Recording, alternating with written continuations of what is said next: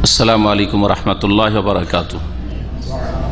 इन्नल हम्दुलिल्लाह नहमदुहु व नस्तईनुहु व नस्तगफिरुहु व नऊज़ु बिल्लाहि मिन शुरूरि अनफुसिना व मिन सय्यिआति अअमालिना मन यहदिहिल्लाहु फला मुदिल्ल लहु व मन युद्लिल फला हादिय लहु व अशहदु अन ला इलाहा इल्लल्लाहु वहदहु ला शरीका लहु व अशहदु अन्न मुहम्मदन अब्दुहु व रसूलुहु सल्लल्लाहु तआला अलैहि व अला आलिहि व सहबिहि व सल्लम तस्लीमन कसीरा।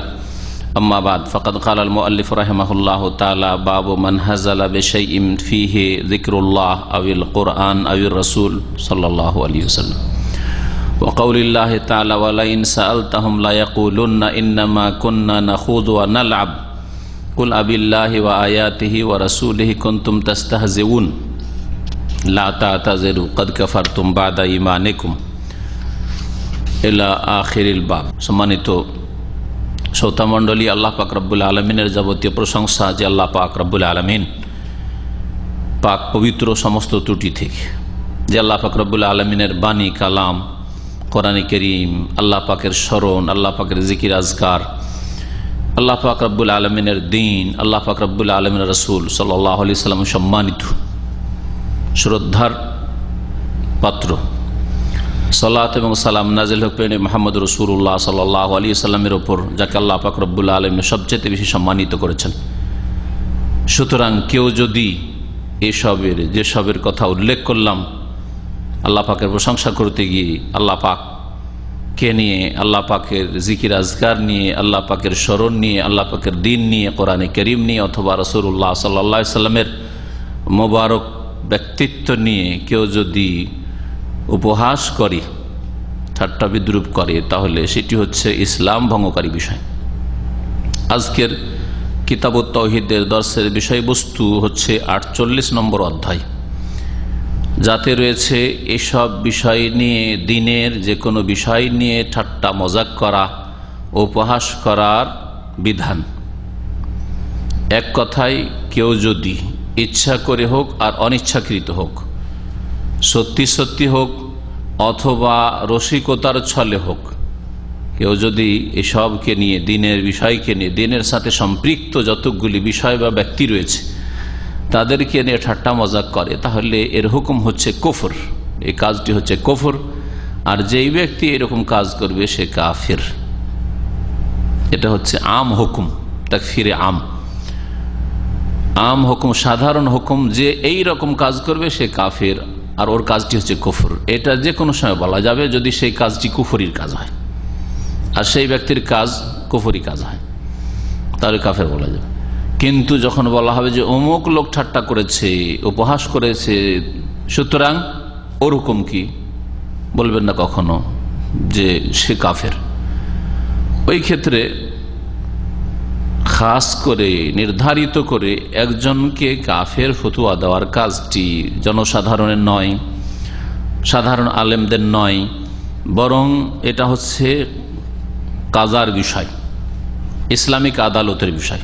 ইসলামিক আদালতে এই কেস হবে, মোকদ্দমা পেশ করা হবে, আর তাতে কাজী, ইসলামিক দেশে, মুসলিম দেশের কাজী, হাকিম, সে ফয়সালা করবে। যদি বলে যে হ্যাঁ সত্যি কাফের, তখন তাকে তার কুফরির মুরতাদ হওয়ার শাস্তি দেওয়া হবে।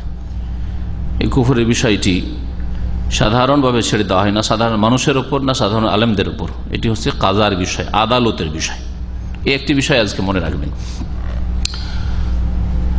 লেখক বলছেন বাবু মান হাজালা বিশাইইন, এই অধ্যায় হচ্ছে ওই সব লোকদের সম্পর্কে যারা কোনো কিছু, এমন কোনো কিছু নিয়ে উপহাস করে, ঠাট্টা করে। আল হাজল হচ্ছে জিদ্দের বহুবচন। জিদ মানে সত্যি সত্যি কথা বলা। আপনি কারোর সাথে কথা বলছেন, বলছেন আমি সত্যি সত্যি বলছি, যেটা বলছি সত্যি বলছি। আর একটা হচ্ছে আমি রসিকতার ছলে বলছি, তো রসিকতাকে হাজল বলা হয়। আর সত্যি যে কথাটা বলছেন সেটাকে বলা হয় আল জিদ। তালাকের ক্ষেত্রে নবী করিম সাল্লাল্লাহু আলাইহি ওয়াসাল্লাম হাদিস রয়েছে 3টি বিষয়ের ক্ষেত্রে, তার মধ্যে একটি হচ্ছে তালাক। হ্যাঁ, তালাক, বিবাহ আর রাজাত, ফিরিয়ে নেওয়া। সালাসুন জিদ্দুহুন্না জিদ্দুন ওয়া হাজলুহুন্না জিদ্দুন, ওখানে জিদ্দের বিপরীত হাজল ব্যবহৃত হয়েছে। 3টি বিষয় রয়েছে, যার সত্যি সত্যি কথাটাও সত্যি, মানে হয়ে যাবে, ঘটে যাবে, আর যদি ওয়াহাজুলহন্না জিদ্দুন, আর যদি ঠাট্টা রহস্য করে বলে, রসিকতার ছলে বলে, তবুও সেটা জিদ মানে সত্যি সত্যি হয়ে যাবে। তার মধ্যে একটি হচ্ছে তালাক। আপনি স্ত্রীকে আদর করতে করতে, হ্যাঁ খুব স্নেহ করতে করতে তালাক বলে দিলেন, রসিকতায় তালাক হয়ে যাবে। ইচ্ছা করে না, নাই করে না, আমি তো ইচ্ছা করে তালাক বলি না, আমি তো একটু রহস্য ছলে রসিকতার ছলে বলেছি, তালাক হয়ে যাবে। নবী করিম সাল্লাল্লাহু আলাইহি ওয়াসাল্লাম সহিহ হাদিস এটি। ওখানে হাজল আর জিদ পরস্পর বিরোধী বিপরীত শব্দ ব্যবহৃত হয়েছে, এখানে হাজল শব্দটি ব্যবহার করেছেন লেখক। কেউ যদি উপহাস করে, ঠাট্টা করে, বেশাইন এমন কিছু নিয়ে, ফিহে যাতে রয়েছে জিক্রুল্লাহ, আল্লাহ পাকের স্মরণ, আল্লাহর নাম হোক, আল্লাহ পাকের সিফাত গুনাবলী হোক, আল্লাহর একটি নাম তাকে শুনতে একটু মানে প্রথম জীবনে শুনেছে, আর সেটা নিয়ে বারবার কি করছে, ঠাট্টা মজাক করছে, হয়তো কুফর। আল্লাহ পাক রব্বুল আলামিনের গুনাবলী নিয়ে কই ঠাট্টা করে, আল্লাহ পাক রব্বুল আলামিন আল্লাহ প্রথম আকাশে প্রতি রাতে নেমে আসেন, আর তারপরে হ্যাঁ হ্যাঁ করে একটু হাসল, রসিকতা করলো, কুফর। জিকিরুল্লাহ আল্লাহ পাকের আলোচনা রয়েছে, এটা কোরআন হাদিসের কথা, ইয়ানজুল রাব্বুনা তাবারাকা ওয়া তাআলা, তাহলে অনেক ব্যাপক কথা এটি। আল্লাহ পাক রব্বুল আলামিনের জিকির স্মরণ হচ্ছে সালাত, নামাজ পড়া দেখে তাকে, জীবনে নামাজ পড়েনি মুসলিমের সন্তান এমনও আছে, হ্যাঁ নামাজ পড়া দেখে রুকু করছে, সেজদা করেছে, এত শিক্ষিত মানুষ, আর এত পরিষ্কার পরিচ্ছন্ন কাপড়, এত স্মার্ট লোক, আরে মাথাকে আর কপালকে একবার লুটিয়ে দিচ্ছে মাটিতে, দেখে হাসছে, কুফর। সে উপহাস করলো জিকিরুল্লাহকে নিয়ে। এইরকমই আমাদের দেশের কিছু মূর্খ লোকেরা রোজাদারকে দিনে ঠাট্টা করে। আমাদের শোনা ছোটকালে একজন লোক গ্রামের আরেকজনকে জিজ্ঞেস করছে, রোজা রেখেছিস? বলছে, কেন রোজা রাখবো? তোর নাই খাইতে নেই, তুই রোজা রাখ, আমার খাবার অভাব আছে, রোজা রাখবো। ওই তো রসিকতা করে বলছে, ওর সাথে রসিকতার ছলে বলছে, কিন্তু কুফরি কথা বললো, কাফের হয়ে গেল সে, মোরতাদ। রোজা না রেখে সে ফাসেক বড় কাবিরা গুনাহকারী ছিল, কাফের হয়নি রোজাকে অস্বীকার না করলে, কিন্তু এখানে ঠাট্টা করলো, উপহাস করলো রোজাকে নিয়ে। আমি কি গরিব, খাইতে পাই না যে রোজা রাখবো? তুই খাইতে পারিস না, তুই পয়সা বাঁচাছিস, তুই রোজা রাখ, কুফর। এইরকম বহু বিষয় রয়েছে। জিকিরুল্লাহ তাহলে শুধু জিকিরুল্লাহ মানে আল্লাহ পাকের জিকির আজকার না, আল্লাহ পাকের কথা যেখানে আলোচনা হয়, যেই কথায় আল্লাহ পাকের আলোচনা রয়েছে, ওই কথা বা ওই বিষয়টাকে নিয়ে কেউ যদি ঠাট্টা করে, আবিল কোরআন অথবা কোরআন নিয়ে কেউ ঠাট্টা মজাক করে, আবির রসুল বা রসুল সাল্লাল্লাহু আলাইহি সাল্লামকে নিয়ে কেউ যদি উপহাস করে, রাসূলুল্লাহ সাল্লাল্লাহু আলাইহি ওয়াসাল্লামের বহু বিবাহকে নিয়ে কেউ যদি উপহাস করে, রসিকতা, কুফর। এইরকমই রাসূলুল্লাহ সাল্লাল্লাহু আলাইহি ওয়াসাল্লাম যেটাকে দিন হিসাবে পালন করেছেন, দাড়ি, টাকনার উপর কাপড় ইত্যাদি সব নিয়ে কেউ যদি রসিকতা করে, তাহলে কুফর। রাসূলুল্লাহ সাল্লাল্লাহু আলাইহি ওয়াসাল্লামের নাম আছে সাল্লাল্লাহু আলাইহি ওয়াসাল্লাম, কেউ এটাকে ব্যঙ্গ করে বিকৃত করে ঠাট্টা করছে, হয়তো সাল্লাল্লাহু আলাইহি ওয়াসাল্লামটাকে, কুফর। রাসূলুল্লাহ সাল্লাল্লাহু আলাইহি ওয়াসাল্লামের উপর সালাত সালাম দরুদ সালাম নিয়ে উপহাস করলো, একটু ব্যঙ্গ করলো, কুফর। তো ব্যাপকতা রয়েছে এই অধ্যায়, এমন কোন কিছু যাতে আল্লাহর কথা রয়েছে, কোরআনের কথা রয়েছে, রাসূলের কথা রয়েছে সাল্লাল্লাহু আলাইহি ওয়াসাল্লাম, তা নিয়ে যদি কেউ উপহাস করে তাহলে সে তার হুকুম হচ্ছে কুফর। আর কুফরি হচ্ছে তাওহীদের পরিপন্থী, এই জন্য কিতাবুত তাওহীদে অধ্যায়টি নিয়ে আসা হয়েছে। ভাষ্যকার এজন্য বলছেন যে এর হুকুম হচ্ছে আন্নাহু কুফরুন, এটা হচ্ছে কুফর মুনাফিন লিত-তাওহীদ, তাওহীদের পরিপন্থী। কুফরি হচ্ছে তাওহীদের বিপরীত, দুটো একত্রিত হতে পারে না। একটা লোক মুসলিমও আছে আর কুফরিও করছে, হইতে পারে না। বড় কুফরি যদি হয় তাহলে বসে মুসলিম নেই, তাওহীদ নেই তার। মহান আল্লাহ পাক ইরশাদ করেছেন ওয়াকাউলিল্লাহ তাআলা, এই আয়াত দিয়ে শুরু করেছেন অধ্যায়টিকে, আর একটা হাদিস নিয়ে এসেছেন এই আয়াতের শানে নজুলে যে হাদিসটি রয়েছে। আল্লাহ পাক ইরশাদ করেছেন ওয়ালাইন সাআলতাহুম, হে নবী মুহাম্মদ সাল্লাল্লাহু আলাইহি ওয়াসাল্লাম, তুমি যদি এদেরকে জিজ্ঞেস করো, মুনাফিকদেরকে, আয়াতের প্রসঙ্গ হচ্ছে মুনাফিকরা, মুনাফিকদেরকে যদি জিজ্ঞেস করো, সূরা তাওবার আয়াত নম্বর 65, সূরা তাওবায় মুনাফিকদের মুখোশ খুলে দেওয়া হয়েছে। এই জন্য সূরা তাওবার অপর নাম হচ্ছে সূরাতুল ফাদিহা। ফাদিহা মানে হচ্ছে মুখোশ খুলে দেওয়া, হ্যাঁ, ফাদাহা ইয়াফদাহু, লাঞ্ছিত অপদস্থ করে দেওয়া, লুকিয়ে লুকিয়ে পাপ করছে, কুফরি লুকিয়ে রেখেছে আর ষড়যন্ত্র ভিতর ভিতর চালাচ্ছে ইসলামের বিরুদ্ধে, মুসলিমদের বিরুদ্ধে, রাসূলুল্লাহ সাল্লাল্লাহু আলাইহি ওয়াসাল্লামের বিরুদ্ধে, সাহাবায়ে কেরামদের বিরুদ্ধে।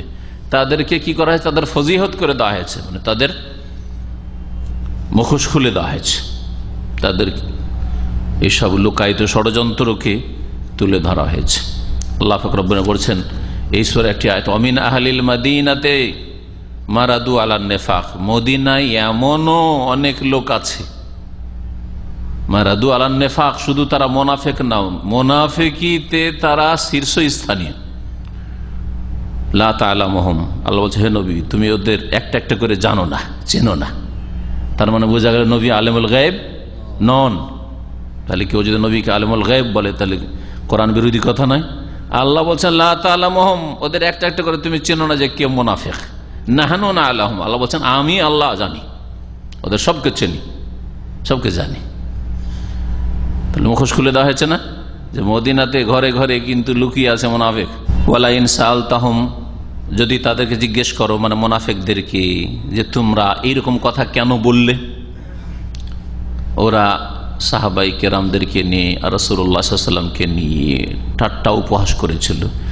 এক জিহাদ থেকে ফিরে আসছিলেন রাসূলুল্লাহ সাল্লাল্লাহু আলাইহি ওয়াসাল্লাম, সাহাবাই কেরাম ছিলেন, আর মুনাফিকরাও যেত, কখনো কখনো যেত তারা জিহাদে গনিমতের ধন সম্পদের জন্য, আর তারপর একটু বুঝিয়ে দেওয়ার জন্য, মানিয়ে দেওয়ার জন্য যে আমরা তোমাদের সাথে মুসলিম আছি।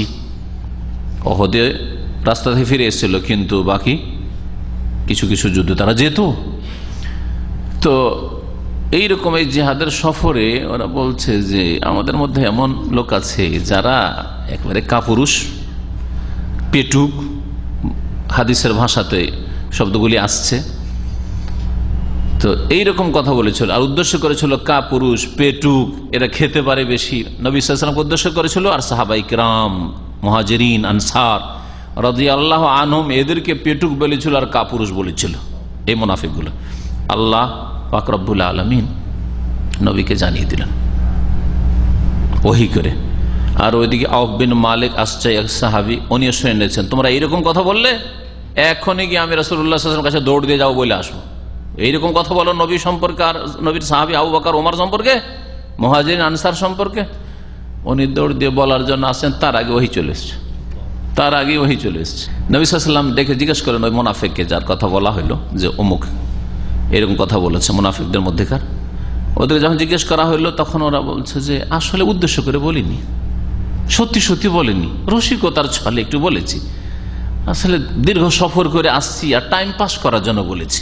অনেকে বলে যে টাইম পাস করছি, ইন্টারনেটে কি করছেন, ফেসবুকে টাইম পাস করছে, টাইম পাস হচ্ছে না, বিদেশে আছে টাইম পাস করছি। তো অনেকে পাপ দিয়ে টাইম পাস করে।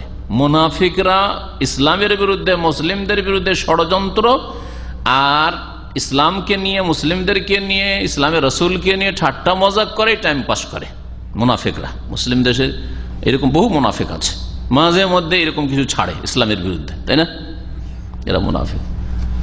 আর এক শ্রেণীর পাপী যারা শাহওয়াতের ব্যাধি, যাদের কুপ্রবৃত্তির ব্যাধি রয়েছে, ওরা টাইম পাস করে বিভিন্ন পাপে, ইন্টারনেটে সারা রাত কাটিয়ে দেয়, ফেসবুকে কাটিয়ে দেয়, আর কত কি কার সাথে কিসে চ্যাটিংয়ে কাটিয়ে দেয়, হ্যাঁ কত কি, ওগুলো আপনারা বেশি জানেন। আর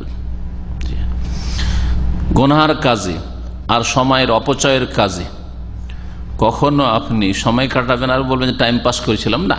টাইম পাস করবেন, ভালো কাজে টাইম পাস করেন, আর ইবাদত বন্দেগীতে টাইম পাস করেন, হালাল রুজি তলাশ করাই ঠিক আছে, ওভার টাইম করেন, পার্ট টাইম করাই টাইম পাস করেন, ইলম শিখাই টাইম পাস করেন, আমল করাই টাইম পাস করেন, তাহাজ্জুদ পড়াই টাইম পাস করেন। টাইম পাস হয় না তো সকালবেলা ডিউটি না, বিকালে ডিউটি আছে তো সকালবেলা সালাত দুহা পড়ে টাইম পাস করেন। হ্যাঁ, এরাকে যখন জিজ্ঞেস করলেন রাসূলুল্লাহ সাল্লাল্লাহু আলাইহি ওয়াসাল্লাম, আল্লাহ বলছেন তুমি যদি ওদেরকে জিজ্ঞেস করো কি বলবে জানো? লা ইয়াকুলুন্না, অবশ্যই মুনাফিকরা বলবে, ইন্নামা কুন্না নাখুযু ওয়া নালআব, আমরা তো একটু খেল তামাশা করছিলাম, একটু খেলাধুলার ছলে আর একটু রসিকতার ছলে বলেছিলাম। আল খৌজ মানে এমনি টাইম পাস করার জন্য কথা বলা, খাজা ফিল হাদিস, আর লাইবাই আল আউ মানে খেলাধুলা করা। আল্লাহ পাক রব্বুল আলামিন পরের অংশ আয়াতের তাতে বলছেন, কুল হে নবী, ওরা যখন এইরকম বলবে তুমি তাদেরকে বলে দাও, আবিল্লাহে ওয়া আয়াতিহি ওয়া রাসূলি কুনতুম তাস্তাহজিউন, কি তোমরা আল্লাহর সাথে আর আল্লাহ পাকের আয়াতের সাথে, কোরআনে কারীমের আয়াত সমূহের সাথে, ও রাসূলি আর আল্লাহ পাকের রসুলের সাথে কুনতুম তাস্তাহজিউন ঠাট্টা উপহাস করছো? আরে সাহাবাই কেরামদের নিয়ে ঠাট্টা মজাক করো, রসুলকে নিয়ে তোমরা উপহাস করো। তারা ঠাট্টা মজাক কিন্তু আল্লাহর সাথে করেনি, কোরআনের আয়াতের সাথে করে নাই। হ্যাঁ, রাসূল সাল্লাল্লাহু আলাইহি ওয়াসাল্লাম এবং সাহাবাই কেরামদের সাথে করেছে। কিন্তু আল্লাহ বললেন যে তোমরা আল্লাহর সাথে ঠাট্টা করো, আল্লাহর আয়াতের সাথে, আল্লাহ পাকের রসুলের সাথে। আল্লাহ কি বাড়িয়ে বলেছেন? মিথ্যা বলেছেন না বাড়িয়ে বলেছেন? বাড়িয়ে বলেনি। কারণ ওই সাহাবী মুহাজিরিন আনসারকে নিয়ে কেন ঠাট্টা করতো তারা? কারণ তারা কোরআন মানে, কোরআন পালন করে, কোরআন আয়াত মোতাবেক জীবন যাপন করে। সেই জন্য মুহাজিরিন আনসারকে নিয়ে, রাসূলুল্লাহ সাল্লাল্লাহু আলাইহি ওয়াসাল্লামকে নিয়ে কেন তারা উপহাস করেছিল? কারণ তা আল্লাহ পাকের ইবাদত বন্দী করে, আল্লাহ পাকের তৌহিদ প্রতিষ্ঠা করতে চায়। তাহলে তারা যেন এই লোকগুলিকে ঠাট্টা করে, এই লোকগুলির উপহাস করে আল্লাহর সাথে উপহাস করলো। কারণ এরা আল্লাহর প্রতি ইমানদার যদি না হইতো, মুনাফিকদের দলের মুশরিক হইতো। এরা যদি কোরআনের প্রতি ইমানদার না হইতো, হ্যাঁ, কোরআনে কারীমের আয়াত আর সূরাতের উপর আমল করা লোক না হইতো, তাহলে এদেরকে নিয়ে ঠাট্টা করতো না। ঠিক কিনা বলেন? আমাকে আমার দাড়ির জন্য যদি ঠাট্টা করে, তো এটা আমার ব্যক্তির জন্য ঠাট্টা করছে, আমার ইসলামের জন্য ঠাট্টা করছে, তাহলে ইসলামকে নিয়ে ঠাট্টা করলো। হ্যাঁ, আমার পোশাককে নিয়ে যদি ঠাট্টা করে, তাহলে আমার ব্যক্তি নিয়ে ঠাট্টা করে না। কি জন্য? আমি ইসলামিক পোশাক টাকনার ওপরে কাপড় পরি, সেই জন্য। সন্ত্রাসী বলা, কট্টরপন্থী বলা, চরমপন্থী বলা, হ্যাঁ, বা অসভ্য বলা, মৌলবাদী বলা, সবগুলি এগুলি হচ্ছে কি ঈমান ভঙ্গকারীর অন্তর্ভুক্ত। আল্লাহ পাক রব্বুল আলামিন তারপরের আয়াতে, আয়াত নম্বর 66-তে বলছেন, লা তা'তাযিরু, তোমরা কোনো ওজর পেশ করিও না। ওজর পেশ করার জন্য এসেছিল, হাদিস আসছে। আল্লাহ বলছেন যে হে নবী ওদেরকে বলে, লা তা'তাযিরু, কোনো ওজর চলবে না তোমাদের, কোনো অজুহাত শোনা হবে না, বাহানা শোনা হবে না, যে আসলে এই জন্য করেছিলাম, সেই জন্য করেছিলাম, ভুল করেছি, না, ওই সব শোনা হবে না। লা তা'তাযিরু কাদ কাফারতুম বাদা ঈমানিকুম, তোমরা মুমিন মুসলিম হওয়ার পরে, তোমাদের ঈমানের পরে কি করেছো? কুফরি করেছো, কাফের হয়ে গেছো। আল্লাহ পাক রব্বুল তাদের মৌখিক কালেমার উচ্চারণকে, শাহাদাকে ঈমানে আখ্যায়িত করেছেন। বাহ্যিক তোমরা ঈমান নিয়ে এসেছিলে, কিন্তু এই উপহাসের কারণে কি হয়ে গেছো? কাফের হয়ে গেছো। কাদ কাফারতুম বাদা ঈমানিকুম। এইরকমই মুসলিম পরিবারে জন্ম নেওয়ার কারণে তোমরা মুসলিম ছিলে, হ্যাঁ, মুমিন ছিলে জন্মসূত্রে, কিন্তু যদি ঈমান ভঙ্গকারী, ইসলাম ভঙ্গকারী কোনো কাজ কথা করে থাকো, বলে থাকো, তাহলে লা তা'তাযিরু, কোনো ওজর চলবে না। হ্যাঁ, হজ বলে, হজ হচ্ছে অপচয়, কুরবানি হচ্ছে অপচয়, লা তা'তাযিরু, কোনো ওজর চলবে না এসব। কাদ কাফারতুম বাদা ঈমানিকুম, তোমাদের ঈমান ইসলামের পরে কাফের হয়ে গেছো, মুরতাদ হয়ে গেছো, কুফরি করেছো। এই আয়াত থেকে যেসব মাসাইলগুলি জানতে পারলাম, তার একটি হচ্ছে, ভাষ্যকার বলছেন, আন্নাল ইস্তেহজা বিল্লাহি ওয়া আয়াতিহি। ভাষ্যকার কে? কিতাবের ভাষ্যকার কে বলতে পারেন? আল্লামা সালেহুল ফৌজান হাফিজাহুল্লাহ তাআলা, সৌদি আরবের বর্তমান সবচেয়ে বড় আলেম বলা যেতে পারে। কারণ শেখ ইবনে বাজ রহমাতুল্লাহ ইন্তেকাল করেছেন, তারপরে শেখ ইবনে উসাইমিন ছিলেন, তিনিও ইন্তেকাল করেছেন। আর একজন বড় আলেম ছিলেন শেখ আব্দুর রহমান আব্দুল জবরিন, তিনিও ইন্তেকাল করেছেন। এখন বড় আলেম বলা যেতে পারে আল্লামা সালেহুল ফৌজান হাফিজাহুল্লাহকে। তিনি বলছেন যে এই আয়াত থেকে যা জানা গেল, তার একটি হচ্ছে আন্নাল ইস্তেহজা বিল্লাহ, আল্লাহকে নিয়ে উপহাস করা, ওয়ায়াতিহি, আল্লাহ পাকের আয়াত, কোন একটি কোরআন আয়াতকে নিয়ে, কোন একটি আয়াতের মাসলা বিষয়কে নিয়ে, তার মধ্যে একটা হেজাব, পর্দা, দিনের যে কোনো বিষয় হোক না কেন, কোরআনে কারীমে বহু বিধান রয়েছে, আর বহু আকীদার বিষয় রয়েছে, বহু ঘটনাবলী, কিসাস রয়েছে, যে কোনো কিছুকে নিয়ে কেউ যদি উপহাস করে, ওয়া রাসূলিহি, আর তার রাসূলকে নিয়ে ঠাট্টা উপহাস করা, কুফরুন, এটা হচ্ছে কুফরি, ইউনাফি তাওহীদ, যা তাওহীদ বিরোধী, তাওহীদ পরিপন্থী। 2 নম্বর বিষয় হচ্ছে, যা আয়াত থেকে জানতে পারলাম, আন্না মান ফাআলাল, কেউ যদি কুফরি কাজ করে ফেলে, যেমন যে ঠাট্টা করলো আল্লাহর দ্বীনকে নিয়ে, হ্যাঁ, আল্লাহ পাককে নিয়ে, অথবা আল্লাহ পাকের আয়াত নিয়ে, আল্লাহ পাকের রাসূলকে নিয়ে কুফরি কাজ করলো, ওয়াদ্দা আন্নাহু লাম ইয়ালাম আন্নাহু কুফর, আর যদি সে এই দাবি পেশ করে যে আমি তো জানতাম না যে এটা কুফরি, আমরা তো একটু রসিকতার ছলে বলেছি, যেমন মুনাফিক এসে বলেছিল যে ইয়া রাসূলুল্লাহ এই লম্বা সফর, দূর থেকে আসছি মদিনার উদ্দেশ্যে, আর টাইম পাস হয় না, টাইম পাস করার জন্য একটু সাথী সঙ্গীদের সাথে আমরা একটু খেলতাম আসার ছলে বলেছি। আমরা জানতাম না যে অত বড় অপরাধ আর কুফরি হয়ে যাবে। যদিও সে দাবি করে যে আন্নাহু লা ইয়ালামু আন্নাহু কুফরুন, যে এটা কুফরি, আমরা তো এত বড় অপরাধ জানতাম না। লা ইউজারু বিযালিক, এই ওজর গ্রহণযোগ্য নয়। তার মানে যাও তুমি মুসলিম না, মুরতাদ হওয়ার কাজ করেছে, কুফরি কাজ করেছে, ওর সামনে এখনো তওবার রাস্তা খোলা আছে। একদল বলছেন মুরতাদের সামনে তওবার রাস্তা বন্ধ, আর না, সরকারের কাছে খবর পৌঁছে গেলে ওকে শাস্তি দেবে। আর এক দল বলছেন না, তওবার তাকে সুযোগ দেওয়া হবে, তওবার জন্য আহ্বান করা হবে। যদি তওবা করে নাই তাহলে তার তওবা গ্রহণ করা যেতে পারে দুনিয়ার শাস্তি তার থেকে সরানোর ক্ষেত্রে, আর আখিরাতের ক্ষেত্রে আল্লাহ পাক তার অন্তর জামি, আল্লাহ পাক রব্বুল আলামিন তওবা কবুল করবেন। 3 নম্বর যা জানা যায়, ওজুব ও তাজিম জিকিরিল্লাহ, আল্লাহ পাকের স্মরণ, আল্লাহ পাকের কি কিতাব, আল্লাহ পাকের কিতাব, আল্লাহ পাকের রসুল, এসব বিষয়ের তাজিম করা ফরজ, শ্রদ্ধা সম্মান করা ফরজ। সামান্য যেন তাজিমে অবমাননা না আসে। যারা অতিরঞ্জন করতে যায় নবী সাল্লাল্লাহু আলাইহি ওয়াসাল্লাম সম্পর্কে, বেশি বাড়িয়ে ফজিলত দেখাতে যায়, তারা আবার আরেক গর্তে গিয়ে পড়ে অবমাননা করে ফেলে। এই বিষয়টা জানেন না? হ্যাঁ, নবী করিম সাল্লাল্লাহু আলাইহি ওয়াসাল্লামকে যদি কেউ বলে আলেমুল গায়ব, সব গায়ব জানতেন, সব কিছুর ক্ষমতা, জানার ক্ষমতা ছিল, নবী সাল্লাল্লাহু হাজির নাজির, নবী সাল্লাল্লাহু আলাইহি ওয়াসাল্লাম সব জায়গায় হাজির থাকতেন আর সব কিছু দেখতে পেতেন, তো নবী করিম সাল্লাল্লাহু আলাইহি ওয়াসাল্লাম কি তার বিবির হাতটা হারিয়ে গেছে দেখতে পান না? এটা একটা ঘটনা। আর তারপরও সাহাবীদেরকে হয়রান করছেন, তলাশ করো তলাশ করো তলাশ করো, আর উটের পেটের তলায় পড়ে আছে। হ্যাঁ, উটটা বসে গেছে হাড়ের উপর, মানহানি করলো না? তারপরে রাসূলুল্লাহ সাল্লাল্লাহু আলাইহি ওয়াসাল্লামের পরিবার কে যখন ওই উটের উপরে যে হাওদাটা থাকে ওইটা যখন উঠানো হইল, হালকা মানুষ আয়েশা রাদিয়াল্লাহু আনহা ছিলেন, সহিহ বুখারীর হাদিস, সবাই ভাবলো যে এর ভিতরে উনি আছেন, আর কয়েকজন মিলে উঠিয়ে উটের পিঠে চাপিয়ে দিয়েছে, ভিতরে মা আয়েশা আছেন, উঠিয়ে দিয়েছে। আসলে মা আয়েশা রাদিয়াল্লাহু আনহা কাজে হাজাতের জন্য, শৌচকার্য পুরা করার জন্য দূরে গিয়েছিলেন একটু, এসে দেখেন কেউ নাই, সব চলে গেছে। নবী সাল্লাল্লাহু আলাইহি ওয়াসাল্লাম চলে যাচ্ছেন মদিনার উদ্দেশ্যে নিজের স্ত্রীকে ছেড়ে। আরে আধা পাগল মুসলিম নাই, অমুসলিমও কেউ নিজের স্ত্রীকে ছেড়ে এরকম চলে আসবে না, আসবে?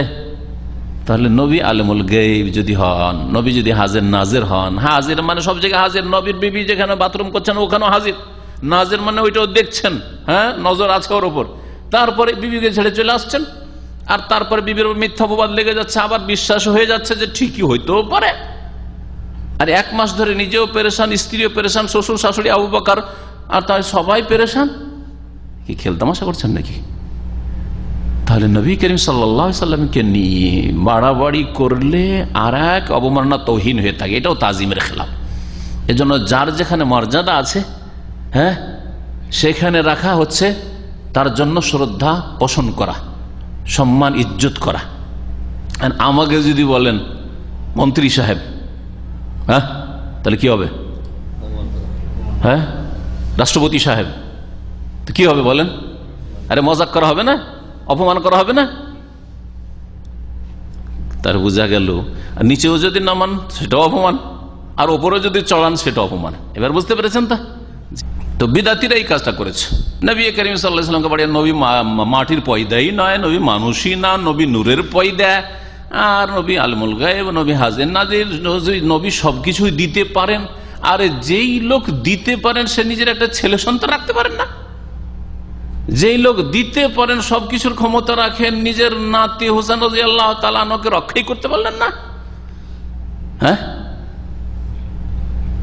মসজিদ নববীর মেহরাবে ওমর রাদিয়াল্লাহু তাআলা আনহুকে শহীদ করা হচ্ছে, তার শ্বশুর সাহেবকে তাকে রক্ষা করতে পারলেন না? সবকিছু দিতে পারেন, মুখতারিকুল, এগুলো সবগুলি বেরলবি রিজভি আকীদা। অধিকাংশ সুফিদের এগুলো আকীদা, বুঝছেন? তাহলে কি বলবেন? তাহলে সবকিছু সবাইকে দিতে পারেন আর আপনজনকে রক্ষা করতে পারেন না। নবী সাল্লাল্লাহু আলাইহি ওয়াসাল্লাম সারা দুনিয়া সবাইকে দিতে পারে, আর নিজের মাথাটাকে আহত হাতে থেকে বাঁচাইতে পারলেন না? দাঁতটা মোবারক, দাঁত ভেঙে যাচ্ছে, ওহদে বাঁচাইতে পারলেন না? হ্যাঁ, নবী আলেমুল গায়ব, তারপর জানছেন যে ওইখানে তাইফে গিয়ে মার খেতে হবে, আর একটা লোক হেদায়েত হবে না, তারপর খামো খেতে যাবেন, অনর্থক কাজ করবেন। আপনি আমি অনর্থক কাজ এরকম করব? এইরকম নবী সাল্লাল্লাহু আলাইহি ওয়াসাল্লামের পুরো সিরাত ভরপুর রয়েছে। এক কথায় কোনো ব্যক্তিকে উপরে উঠাইলেও তার মানহানি হয় তাজিমের খেলাফ, আর নিচে নামাইলেও তাজিমের খেলাফ। যেখানে যাকে আল্লাহ পাক রেখেছেন সেখানে তাকে। 4 নম্বর বিষয় এ আয়াত থেকে জানতে পারলাম, আন্না মান তালাফাযা বিকালামিল কুফর, কেউ যদি কুফরি কথা উচ্চারণ করে, কুফরি কথা উচ্চারণ করে, কাফারা, তাহলে কাফের হয়ে যাবে। ওয়ালাউ লাম ইয়াতাকিদ মা ক্বালা বিকলবি, যদিও অন্তরে তার বিশ্বাস নেই, অন্তরে সে বিশ্বাস নেই, কিন্তু সে কুফরি কথা বলল স্বেচ্ছায়, তাহলে সে কাফের হয়ে যাবে। যেমন একটু আগে উদাহরণ দিলাম, একজন মুসলিম আরেকজন মুসলিমকে বলছে যে রোজা রেখেছিস? বলছে রোজা রেখে কি হবে, তুই রোজা রেখেছিস? বলছে আমি তো রোজা রাখছি। তুই খেতে পাইস না, সে রোজা রাখছিস? হ্যাঁ, আমি কি রোজা রাখবো? ওর অন্তরে কিন্তু এই কথা বিশ্বাস নাই যে ও খেতে পাই না আর আমি খুব খেতে পাচ্ছি, আর রোজা অস্বীকার করি, এ কথা নাই। রোজা অস্বীকার করে না, কিন্তু রাখে না, রসিকতার ছলে, বলো ঠিক কিনা? কাফের হবে না? হবে না? হ্যাঁ, ওই কথাই বলছেন। কেউ যদি কুফরি কথা বলে তাহলে কাফের হয়ে যাবে, যদিও যা বলল তা আর বিশ্বাস অন্তরে নেই, ও কথা অন্তরে বিশ্বাস করে না।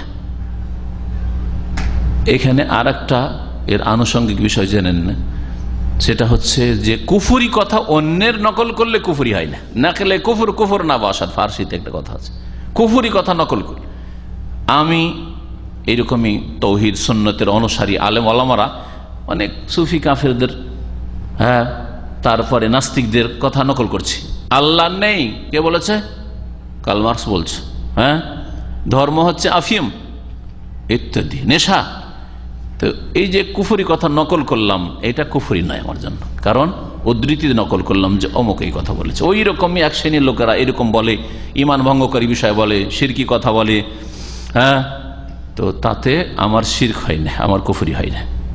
কুফরি কথা নকল করলে কুফরি হয় না, কিন্তু আপনার বিশ্বাস নেই তারপরে কুফরি কথা আপনি বলে যাচ্ছেন, তাহলে সেটা কুফরি হবে। কারণ দলিল কিভাবে? এই আয়াতে ওই মুনাফিককে যখন জিজ্ঞাসা করা হলো, তখন মুনাফিক কি বলেছিল? ইয়া রাসূলুল্লাহ, আমি তো অন্তর থেকে বলিনি, অন্তর থেকে তো আর পেটুক বলিনি আপনার সাথী সঙ্গীদেরকে আর আপনাদেরকে, আর অন্তর থেকে তো কাপুরুষ বলিনি, হ্যাঁ, বিশ্বাস করে বলিনি, কিন্তু এটা কি করেছিলাম? একটু টাইম পাস করার জন্য আর রসিকতার ছলে সাথী সঙ্গীদের সাথে কথাবার্তায় বলে ফেলেছি, অন্তর থেকে বিশ্বাস করে বলিনি কথা বলেছে। তারপর ওজর কবুল করা হয়েছে, লা তাতাজির, ওজর চলবে না, কাদ কাফারতুম বাদা ঈমানিকুম, ঈমানের পরে কাফের হয়ে গেছে। আন ইবনে উমর ওয়া মুহাম্মদ ইবনে কাব ওয়া যায়েদ ইবনে আসলাম ওয়া কাতাদা দাখালা হাদিসু বাযহিম ফি বায, বলছেন যে আব্দুল্লাহ বিন ওমর আর মুহাম্মদ বিন কাব আর যায়েদ ইবনে আসলাম আর কাতাদা, এই কয়েকজন, ইবনে ওমর ইনি সাহাবী, আব্দুল্লাহ বিন ওমর ইবনে খাত্তাব রাদিয়াল্লাহু আনহুমা সাহাবী, প্রখ্যাত সাহাবী, আর মুহাম্মদ বিন কাব বিন সুলাইম আল কোরাজি আল মাদানী, তিনি তাবেঈ, 120 হিজরি তার ইন্তেকাল, তাবেঈ। যায়েদ ইবনে আসলাম তিনি ওমর ইবনে খাত্তাব রাদিয়াল্লাহু আনহুর স্বাধীনকৃত গোলাম, তার ইন্তেকাল 136-এ, তাবেঈ। তারপরে কাতাদা, তিনিও তাবেঈ, কাতাদা ইবনে দিআমা সাদ্দুসি, মুফাসসির হাফেজ, 117 হিজরিতে তার ইন্তেকাল। একজন সাহাবী আর কয়জন তাবেঈ? 3 জন, ঠিক না? এই হাদিসটা একটা লম্বা হাদিস, কিন্তু একজনের সবগুলি বর্ণনা করেন নাই, কিছু একজন, কিছু আরেকজন, কিছু আরেকজন, কিছু একজন, সবগুলির কথা মিলিয়ে জুলিয়ে পুরো ঘটনাটা পারফেক্ট হয়েছে, হ্যাঁ, সম্পূর্ণ হয়েছে, একসাথে এখানে বয়ান করা হয়েছে, যাতে করে ঘটনাটা সম্পূর্ণভাবে একসাথে পেশ করা সম্ভব হয়। এই জন্য বলছেন দাখালা হাদিস ও বাযহিম ফি বায, তাদের একের হাদিস আর একজনের হাদিসে প্রবেশ করেছে, মানে একজনের হাদিসে কিছু আছে, আরেকজনের হাদিসে কিছু বর্ণিত আছে, আরেকজনের হাদিসে কিছু আছে, সবগুলিকে একসাথে মিক্স করে মিলিয়ে বর্ণনা করা হয়েছে। আন্নাহু ক্বালা রাজুলুন ফি গাযওয়াতি তাবুক, তাবুক যুদ্ধে একজন মুনাফিক বলেছিল। এখন আয়াতের তাফসীর শুনেন, যার দিকে ইঙ্গিত তখন করছিলাম। হ্যাঁ, ওই মুনাফিক কি বলেছিল? মা রাআইনা মিসলা কুরআইনা হাউলাহ, আমি আমাদের এই কারি ওলামা আর হাফেজদের মতো আর কাউকে দেখিনি। কারির জামা হচ্ছে কুররা। আজকালকার কারি কারা? আজকালকার কারি ওরা যারা হাফেজ টাফেজ নাই, কিন্তু সুন্দর কেরাতটা করতে পারে, শুদ্ধ তাজবিদের সাথে তিলাওয়াতটা করতে পারে, ওদেরকে কি বলা হয়? কারি সাহেব, কোররা। কিন্তু নবী সাল্লাল্লাহু আলাইহি ওয়াসাল্লামের জামানায়, সাহাবায়ে কেরামদের জামানায় কোররা বলা হয়তো ওই সব লোকদেরকে যাদের কোরআন মুখস্থ আছে আর কোরআন সুন্দর তেলাওয়াত করে আর কোরআনের অর্থও বুঝে, তার মানে আলেমের দিনকে বলা হয়। আর এই গুণটা আলেমের, একজন আলেম কোরআন শুদ্ধ তেলাওয়াত করে আর কোরআন মুখস্থ রাখে আর কোরআনের অর্থ বুঝে, বুঝছেন না? তাহলে এখানে কোররা মানে ওলামা, কোররা মানে কি? ওলামা। এটা ছিল প্রথম যুগের পরিভাষা, তার ধীরে ধীরে তিন ভাগে ভাগ করেছে। ওলামা, আলেমের জামা ওলামা, আর কারি জামা কোররা, আর হাফেজ জামা হুফাজ। হাফেজ আলাদা করে শুধু মুখস্থ, শুধু কারি কোররা, হ্যাঁ কারি, আর আলেম ওলামা। হ্যাঁ, সাহাবায়ে কেরামদের জামানায়। তাহলে এর দ্বারা বোঝা গেল যে শুধু সুন্দর কেরাত করে ওই ফায়দা নেই, অর্থ বুঝতে হবে। হ্যাঁ, শুধু শুধু কোরআনের হাফেজ হয়ে ফায়দা নেই। সাহাবায়ে কেরামরা এরকম কেউ হইতেন না। একজন সাহাবী দেখাইতে পারবেন না যে কোরআনের হাফেজ অর্থ বুঝেন না, কোরআনের ভালো কারি অর্থ বুঝেন না, একটা কোন সাহাবী দেখাইতে পারবেন না। কারণ তাদের মাতৃভাষায় কোরআনে কারীম নাযিল হয়েছে। আর একটা শব্দ না বুঝতে পারলে নবী করিম সাল্লাল্লাহু আলাইহি ওয়াসাল্লামকে তারা সাথে সাথে জিজ্ঞেস করতেন যে এর মানে কি বলতে চাইছেন আল্লাহ এখানে। আর অজ্ঞতার সাথে মুখস্থ করা, অজ্ঞতার সাথে সুন্দর সুন্দর সূরা তেলাওয়াত করা, এটা তাদের আদর্শ ছিল না। এই জন্যই বললাম যে আপনারা ছেলে মেয়েদেরকে দিন শিখাবেন। আমার ছেলেকে আমার আন্তরিক ইচ্ছা হাফেজে কোরআন করব, কখনো এরকম বলবেন না। হাফেজ আলেম করব, ঠিক আছে। আর না হলে যদি হাফেজ আলেম দুটোই সম্ভব না হয়, তো কিছু কোরআন তো অবশ্যই মুখস্থ একজন আলেম হলে আলেমে দিন করব, কোরআন হাদিসের আলেম করব। কারণ অর্থ জানা এটা হচ্ছে আসল উদ্দেশ্য। আল্লাহ কি সম্বোধন করতে চেয়েছেন আল্লাহ পাকের বান্দাদেরকে।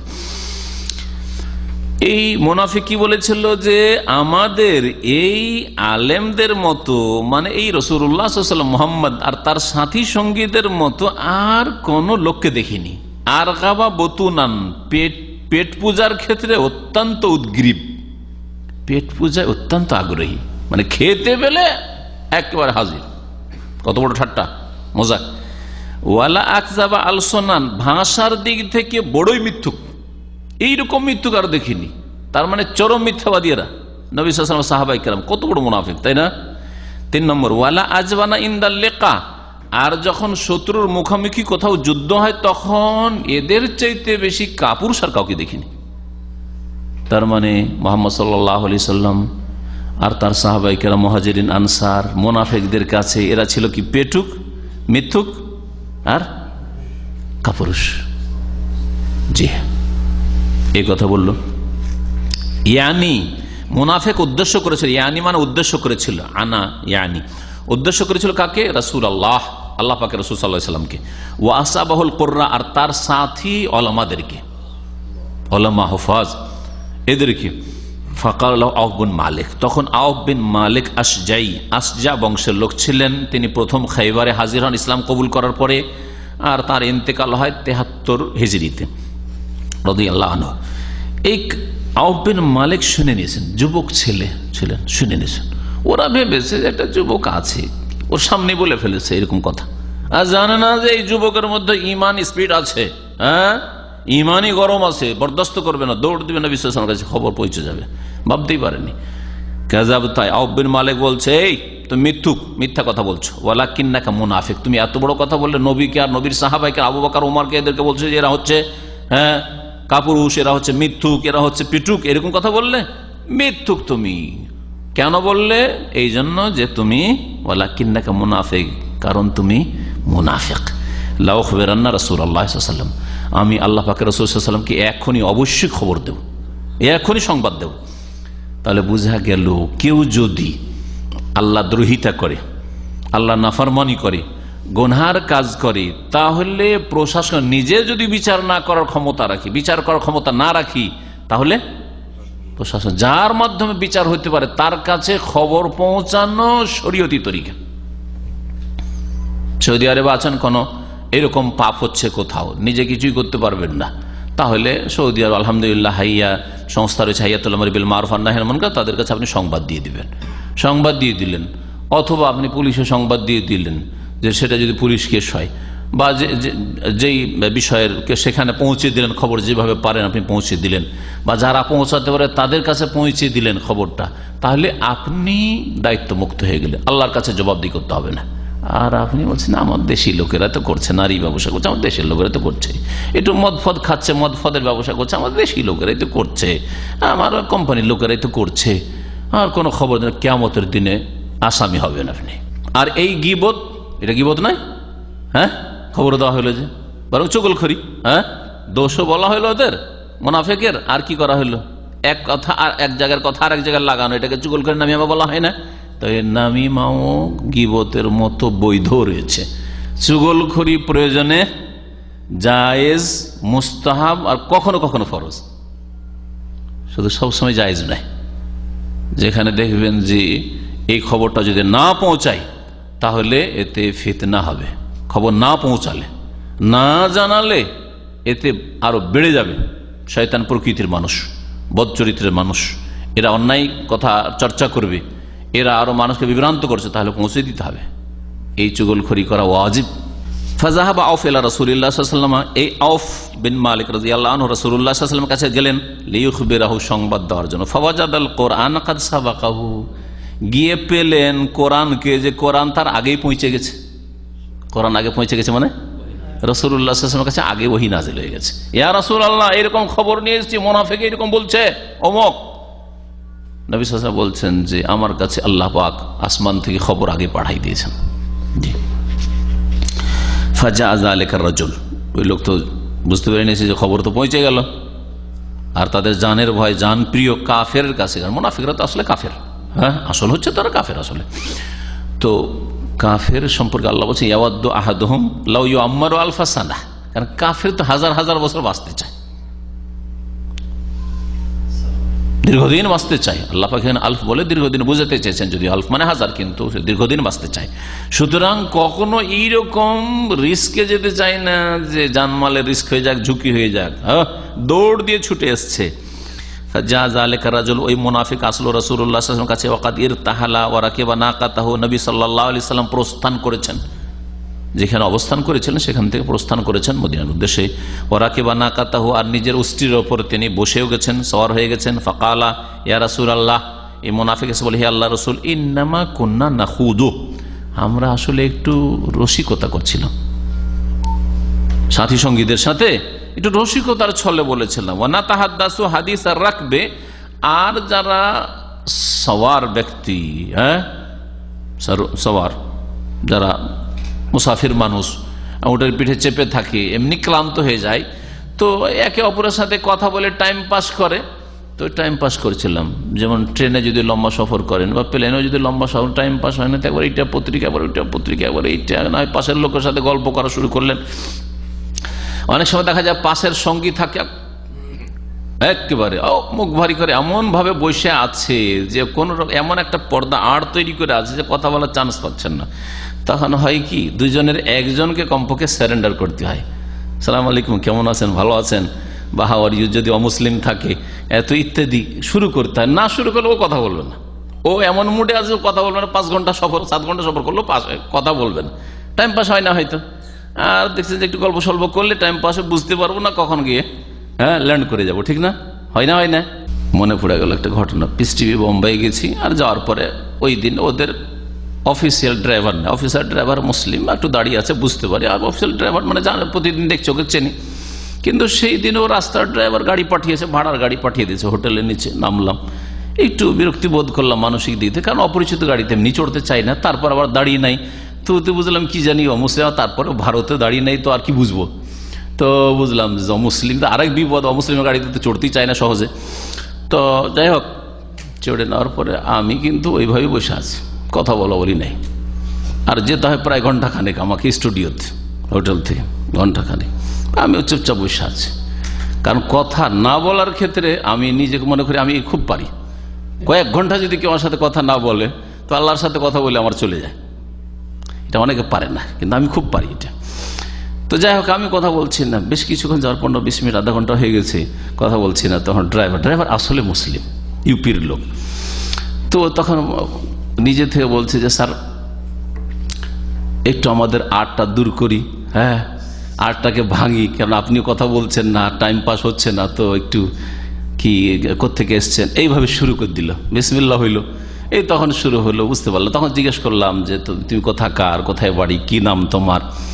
এই জানতে পারলাম মুসলিম। যাই হোক, আল্লাহ পাক হিদায়াত করেছে। তো যাই হোক, কথাই বলছিলাম যে এরকম হয় অনেক সময় হয় যে আপনিও কথা বলতে চাইছেন, ও কথা বলতে চাইছেন, এইরকম যদি দুইজন পাশাপাশি পড়ে যান তো দামাম থেকে ঢাকা গিয়ে নেমে যাবেন, একটু কথা হলো না, অথচ পাশে 5 ঘন্টা বসে থাকলেন।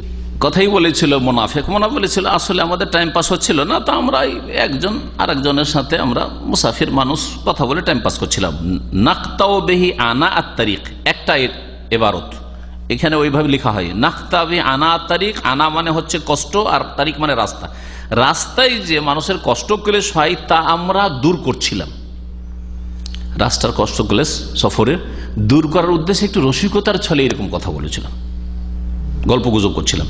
আর এখানে রয়েছে নোকাত্তেও বেহি আন্নাত তারিখ, তাহলে এর মানে কি হবে? আন্না মানে আমাদের থেকে রাস্তা কি করছিলাম? রাস্তা কাটছিলাম, মানে রাস্তা কমাচ্ছিলাম,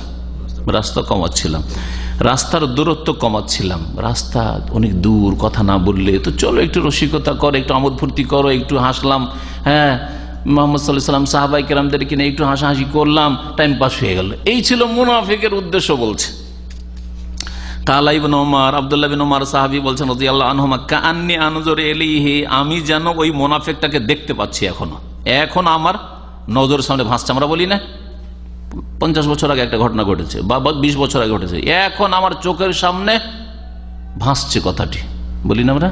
ওই ভাষাতে বলছে কাআন্নী আনজুরু ইলাইহি, যেন এখন আমি দেখছি তার দিকে। মুতাআল্লিকান বিনিসআতি নাকাতি রাসূলিল্লাহ সাল্লাল্লাহু আলাইহি ওয়াসাল্লাম, সেই মুনাফিকটি জানের ভয়ে রাসূলুল্লাহ সাল্লাল্লাহু আলাইহি ওয়াসাল্লামের উষ্ট্রির রশি ধরে ঝুলছিল। নবী সাল্লাল্লাহু আলাইহি ওয়াসাল্লাম উটের পিঠে চড়ে আছেন আর রশি ধরে নিয়েছে, আর উট হাঁটতে আছে আর রশি ধরে ঝুলছে। ইয়া রাসূলুল্লাহ, ক্ষমা করে দেন, আমি আসলে এটাকে উদ্দেশ্য করে বলিনি, এটা রসিকতার ছলে বলেছি, টাইম পাস করছিলাম ইত্যাদি। রশিদের ওয়াইনাল হেজারাতা তানকুবু রিজলাইহি, আর পাথরগুলি, কারণ পাথরের জমি, হ্যাঁ পাথরওয়ালা জমি, মদিনার আশপাশ, মদিনা থেকে তাবুকের দিকে সব চারিদিকে পাহাড় আর পাথর, তো কুচি কুচি পাথর তার 2 পাকে যেন আহত করছিল, পায়ে আঘাত লাগছে পাথরের, হ্যাঁ, কিন্তু সে ওই রশি ধরে, যে এই রশি রয়েছে কি বলছে উটের, বা এখানে বলতে পারেন যে গলায় যেটা থাকে ওটাকে গলাশি বলে আমাদের আঞ্চলিক ভাষা, বুঝেন? গলাশি, যারা গরু টুরু পুষেছেন ওরা বুঝেন, গলাশি, গলাতে যেটা দেওয়া থাকে ওইটা, তো গলাশি ধরে ঝুলছে, আর ওইদিকে পা ওর পাথরে, কোথায় যাচ্ছে পা আর কোথায় পাথর আঘাত লাগছে ওদিকে খেয়াল নেই, ওর জান নিয়ে চিন্তা হয়ে গেছে যে কি জানি কি করে আমাদের নবী সাল্লাল্লাহু আলাইহি ওয়াসাল্লাম। কিন্তু নবী সাল্লাল্লাহু আলাইহি ওয়াসাল্লাম কোনো মুনাফিককে হত্যা করেন না। বহুবার বলেছেন ওমর রাদিয়াল্লাহু তাআলা, দানি ইয়া রাসূলুল্লাহ আযরিব উনকা হাযাল মুনাফিক, আমাকে একটু শুধু অনুমতি দেন, ছেড়ে দেন, শুধু আমি এই মুনাফিকের গর্দনটা উড়িয়ে দিই। নবী করিম সাল্লাল্লাহু আলাইহি ওয়াসাল্লাম বলেছেন, লা কাই লা ইয়াতাহাদ্দাসুন নাস, যাতে মানুষে বলারই সুযোগ না পায় যে আন্না মুহাম্মাদান ইয়াকতুলু আসহাবাহ, মুহাম্মদ তার সাথী সঙ্গীদেরকে খুন করে, এ কথা বলার সুযোগ দিতে চায় না কাউকে। এই জন্য মুসলিম দেশে যেসব মুনাফিকগুলি জন্মাচ্ছে বা জন্মে আছে, বা এইরকমই যেসব বড় বড় শিরকারী আর কুফরিকারী আর শির কুফরি আকিদার লোকেরা আছে, তাদেরকে হত্যা করা এটা ভালো কাজ নয়। এতে মানুষ মনে করবে, অমুসলিমরা বলে বাড়াবে যে দেখো মুসলিমকে হত্যা করছে, হ্যাঁ, ও বিদাতি আলেমকে, ও শিরক করা আলেমকে, মাজার পূজারী আলেমকে তো আলেম মনে করছে, দেখো এদের আলেমকে খুন করে, হ্যাঁ, এরা মুসলিমকে খুন করে, দেখো অমুক মুসলিম ওকে খুন করে দিল, হ্যাঁ। তো এই বলার সুযোগ যাতে না আসে, এই একটা মাসলা মনে রাখবেন। আর তারপর আর একটা মাসলা মনে রাখবেন যে জনসাধারণ কখনো এগুলির বাস্তবায়ন করতে পারে না, সেটাও করলে হাকিম, দেশের মালিক করবে, সরকার করবে। আর ওই মুনাফিক বারবার করে বলছিল, ইন্নামা কুন্না নাখুযু ওয়া নালআব ইয়া রাসূলুল্লাহ, আমরা তো একটু খেলতামাশা করছিলাম, খেলতামাশার ছলে বলেছিলাম, উদ্দেশ্য করে বলিনি। ফায়াকুলু রাসূলুল্লাহ সাল্লাল্লাহু আলাইহি ওয়াসাল্লাম, তখন বারবার রাসূলুল্লাহ সাল্লাল্লাহু আলাইহি ওয়াসাল্লাম এই কথাই উত্তরে বলছিলেন, আবিল্লাহি ওয়া আয়াতিহি ওয়া রাসূলিহি কুনতুম তাস্তাহজিউন, তোমরা কি আল্লাহ পাকের সাথে, তার আয়াতের সাথে, তার রাসূলের সাথে ঠাট্টা মজাক উপহাস করো? লা তাতাজিরু, কোনো ওজর করিও না, তোমার ওজর বলে লাভ নাই।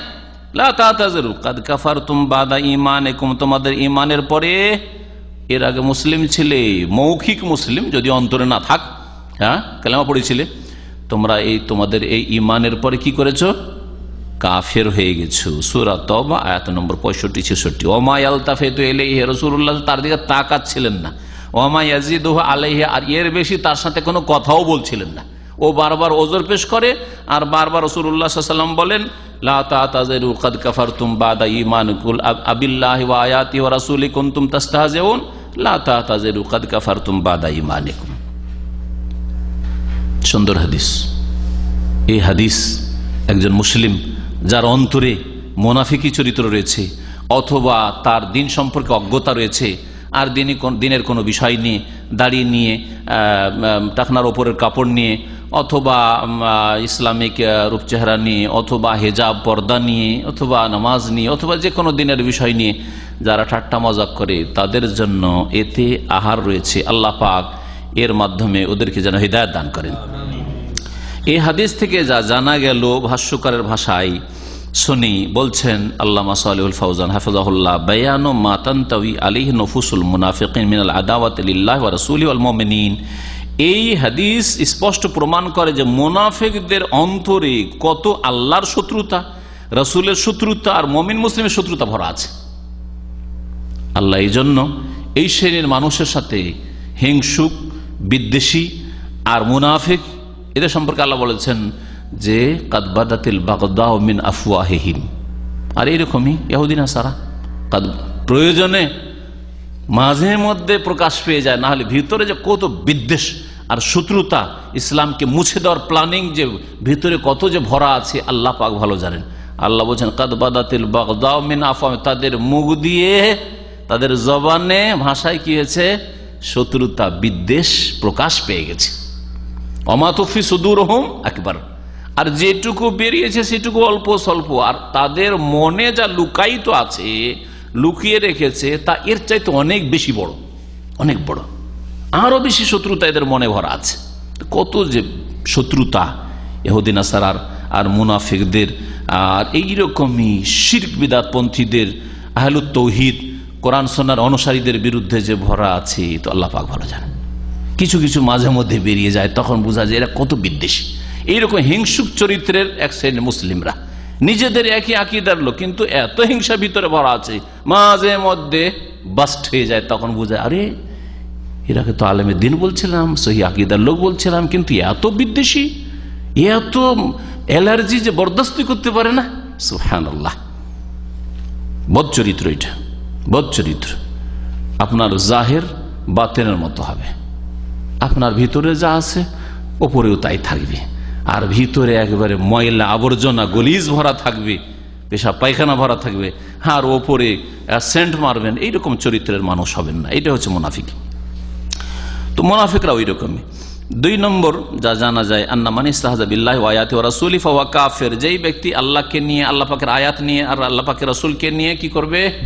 উপহাস করবে, ঠাট্টা করবে, ফাহুয়া কাফির, সে কাফের। ওয়াইন কানা মাজিহান, যদিও সে রসিকতার ছলে বলে, রসিকতার ছলে বলে।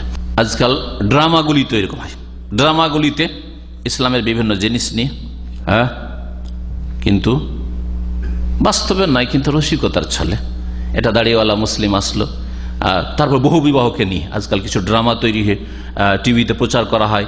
আর দেখা যাচ্ছে যে একটা মোল্লা দাড়িওয়ালা লোক আসছে, আর 2টো বিয়ে করেছে, আর বিয়ে করার পরে জুলুম অত্যাচার করছে, আগের স্ত্রীকে দেখতে পারে না, আর এই অশান্তি, এই সেই।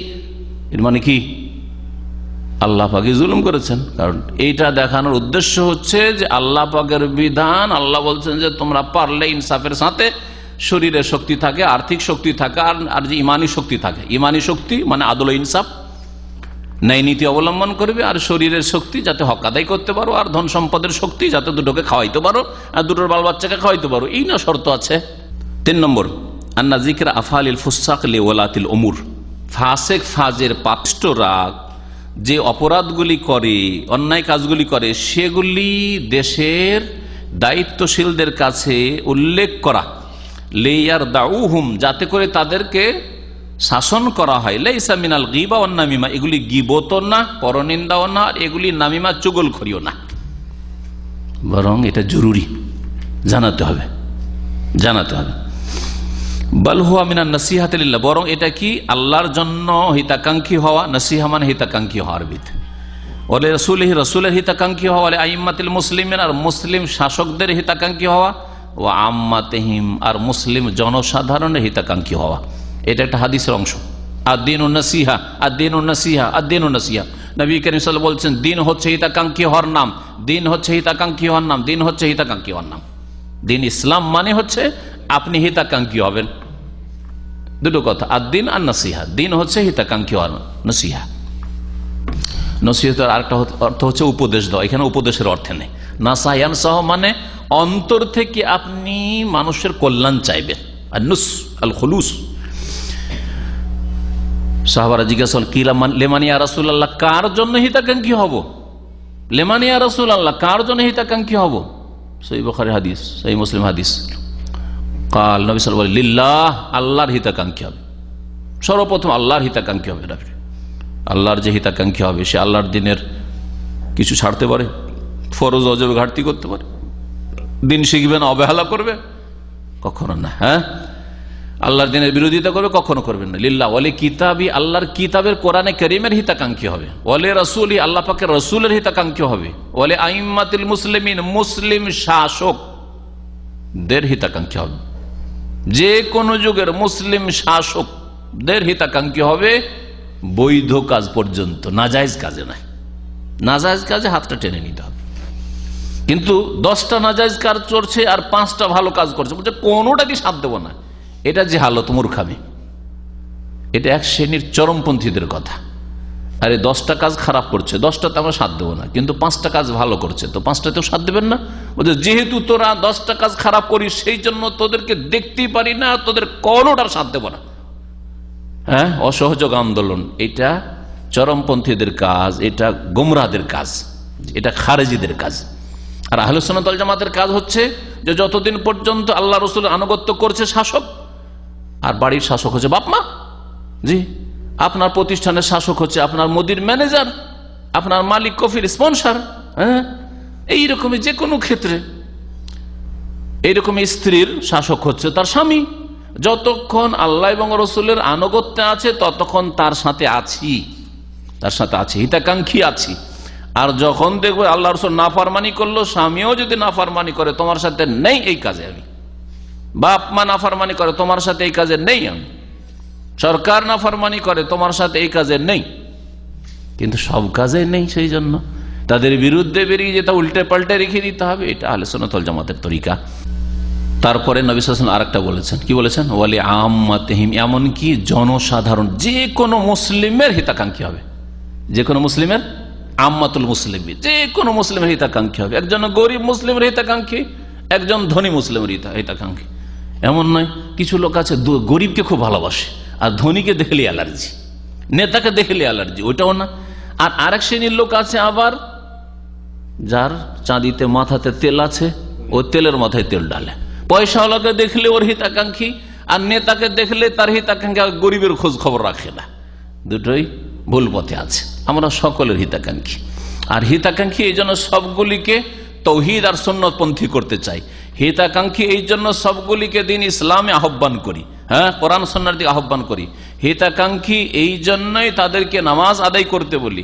হিতাকাঙ্ক্ষী সেই জন্য তাদেরকে জাহান্নামের রাস্তা থেকে বাঁচতে বলি, সুদ, ঘুষ, বেঈমানি, আত্মসাৎ, দুর্নীতি, সমস্ত পাপ থেকে বাঁচতে বলি, তাই না? কারণ তার দীর্ঘ জীবনের বা চিরজীবনের, দীর্ঘ জীবন না, চিরজীবনের শান্তি কামনা করি।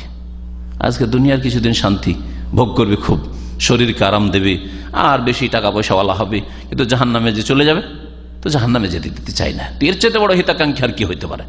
অমুসলিমকে ইসলামের দাওয়াত দেওয়া হচ্ছে তাদের হিতাকাঙ্ক্ষী হওয়া, মনে রাখবেন। কারণ তাদের স্থায়ী জগতে চিরকাল জাহান্নামে থাকবে এই লোক। আদম সন্তান, আদম সন্তান হওয়ার দিক থেকে তো আমার ভাই, যদিও সে দিনই ভাই নাই, কিন্তু আদমের সন্তান হওয়ার দিক থেকে তো এক আদম থেকে সেও আর আমিও, সে হিন্দু হইল আর খ্রিস্টান ইহুদি হইল, তাই না? তাহলে আমি জান্নাতের পথে আর সে জাহান্নামে কেন যাবে? সে মরলেই জাহান্নামে চিরকাল থাকবে, কেন? তাকে জাহান্নামে যেতে দেব না।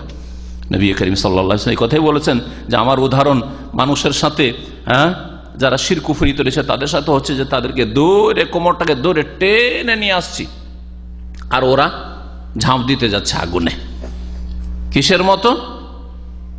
হ্যাঁ, পাখিওয়ালা, কি বলা, পাখাওয়ালা, ডানাওয়ালা, কীট পতঙ্গের মতো। সে ওই পাখি হোক, ওই হোক অথবা পাখি বলছি, ওই হোক, ওই পোকা হোক অথবা অন্য কিছু হোক, অন্য কিছু হতে পারে। সাধারণত ওই পোকা আমাদের দেশে, কিন্তু যে কোনো জিনিস হইতে পারে, আর কিছু হইতে পারে, যে বুঝতে পারে না যে আগুনে কি হবে, ডানা আছে, যাচ্ছে ঝাঁকে ঝাঁকে লাভ দিচ্ছে ওইদিকে।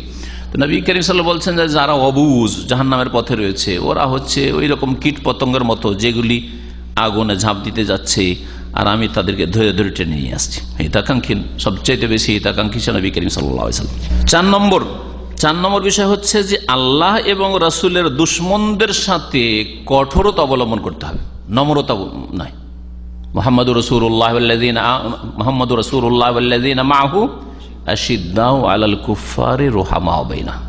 মুহাম্মদ সাল্লাল্লাহু আলাইহি ওয়াসাল্লাম এবং তার সাথী সঙ্গীরা কেমন আদর্শের? আশিদ্দা আলাল কুফফার, আল্লাহদ্রোহী কাফেরদের ক্ষেত্রে শক্ত, রুহামাউ বাইনাহুম, আর আপোষে যদিও মতবিরোধ থাকে, মাসলা মাসাইল ইখতিলাফ থাকে, আর কিছু বিষয়ে অস্পষ্টতা থাকে, তার সাথে আমার মতে মিলছে না, তার সাথে কথাই মিলছে না, যুক্তিতে মিলছে না, তারপর রুহামা, পরস্পর দয়াশীল হওয়ার চেষ্টা করবে। এর বিপরীত যত কুফরির ফতোয়া সব মুসলিমদের ওপর, বিদাতীদের যত কুফরির ফতোয়া সব মুসলিমদের ওপর, আর ওদেরকে ভুলে গেছে। কেউ যদি সহি নামাজ পড়ে তাতে মাথা খারাপ, আর কেউ যদি নামাজ না পড়ে কোনো ব্যাপার না, কোনো ব্যাপার না। মসজিদের সামনে বসে আছে, একবারও বলবে না যে তুই নামাজ কেন পড়লি না, কিন্তু নামাজ পড়তে এসে যদি অফায়দান করে দেয়, আমিন যদি জোরে বলে দেয়, মোনাজাত যদি ওদের সাথে না ধরে, তাহলে একে রাখা যাবে না, মসজিদে চড়তেই দেওয়া যাবে না, আর মসজিদে আসবেন না, নাহলে হাত পা ভেঙে দেবো, তাই না? করছে না? জি হ্যাঁ, আয়াতকে উল্টে দিয়েছে, আয়াতকে একবার উল্টে দিয়েছে। রাসূলুল্লাহ সাহাবায়ে কেরাম আশিদ্দা আলাল কুফার রুহামা বাইনাহুম, এরা আশিদ্দা আলাল মুমিনিন আর রুহামা আলাল কুফার। আয়াতের বিপরীত আমল চলছে। রাসূলুল্লাহ সাল্লাল্লাহু আলাইহি ওয়াসাল্লাম মুনাফিক বারবার ওযর পেশ করছে, কঠোরতা অবলম্বন করছেন। যেখানে কঠোরতা অবলম্বন করলে সংশোধন হবে, সেখানে কঠোরতা অবলম্বন করতে হবে। প্রত্যেক ভুলকারীর সাথে আপনি কঠোরতা অবলম্বন করবে, এটাও শিক্ষা ইসলামের নয়।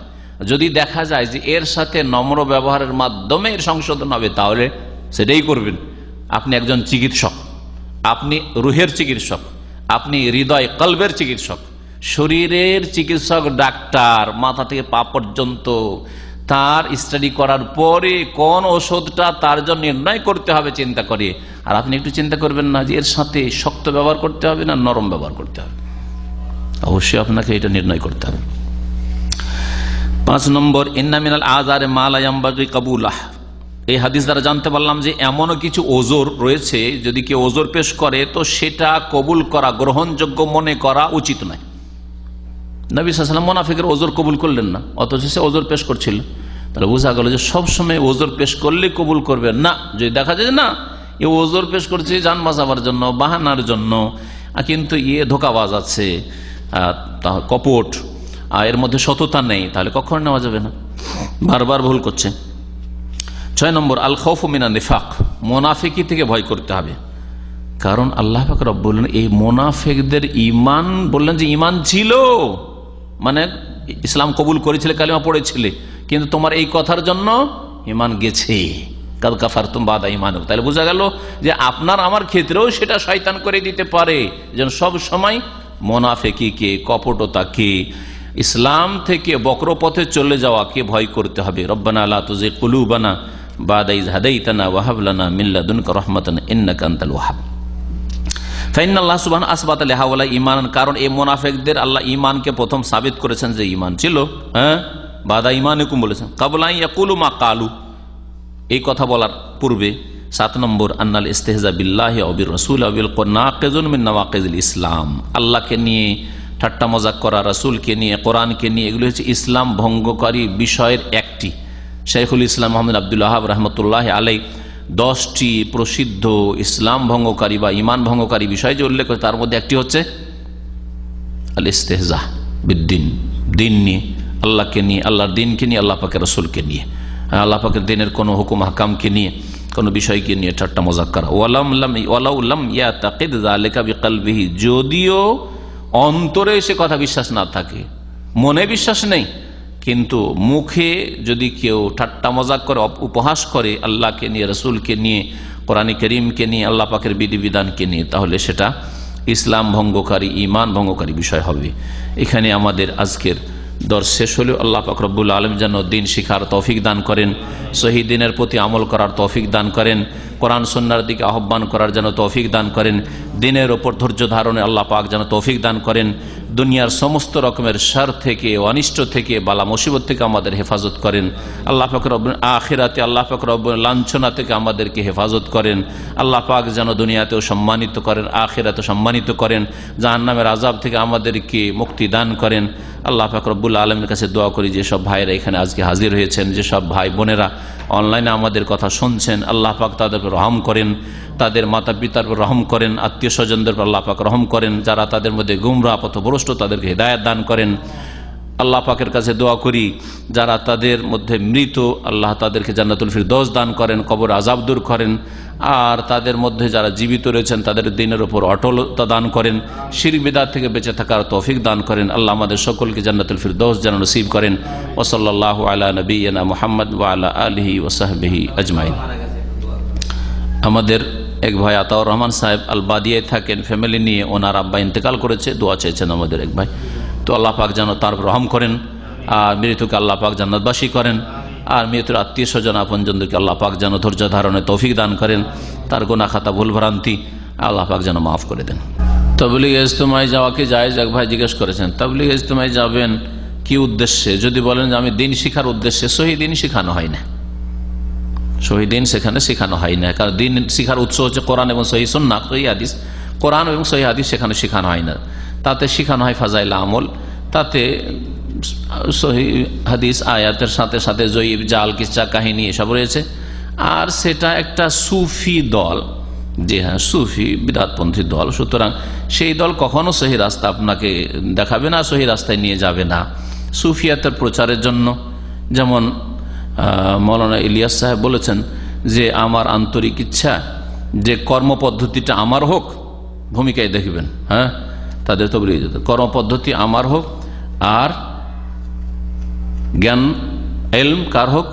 আশরাফ আলী থানভী হাকিমুল উম্মতের হোক। তার মানে আশরাফ আলী থানভী সাহেব যে ধর্মীয় মতবাদ পেশ করেছেন, তার যে শিক্ষা রয়েছে, সেই শিক্ষা হচ্ছে হানফিয়াত, তাকলিদ আর সুফিয়াত, সুফিইজম এবং হানফি মযহাবের গোঁড়া একজন মুকাল্লিদ হওয়া, এই দুটো টার্গেট তার শিক্ষার, এই দুটোর বাস্তবায়ন হচ্ছে তাবলীগ জামাতের লক্ষ্য উদ্দেশ্য। সুতরাং সেখানে গিয়ে কখনো আপনি কল্যাণ পাবেন না।